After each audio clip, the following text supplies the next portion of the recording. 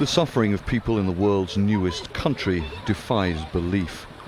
A report put together by the UN Human Rights Office goes into details of atrocities committed in South Sudan since the conflict began in December 2013. It says both sides are responsible, but government forces were most to blame last year. Between April and September, the UN recorded more than 1,300 reports of rape in just one of South Sudan's states, the oil-rich Unity State. The report says credible sources indicate that government forces are being allowed to rape women as a type of payment. One woman told the UN team she had been stripped naked, raped by 5 soldiers in front of her children on the roadside, then raped again by more men in the bushes, only to return and find her children missing.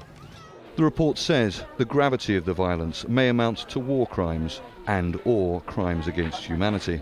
The government has denied the accusations. If there are individuals, soldiers, that comes out to violate human rights, then they are doing it at their own perils because the government doesn't authorize anybody to kill civilians.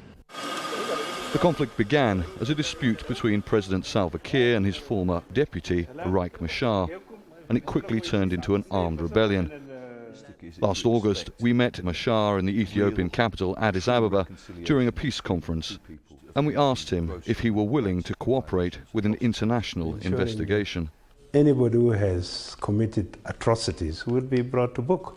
The report details evidence of entire towns and villages being destroyed in what it describes as a scorched earth policy. Around 2 million people have been forced to flee from their homes. The UN says hundreds of children have been recruited as child soldiers. It says journalists, human rights and aid workers suffer threats, detention, and in some cases have been murdered.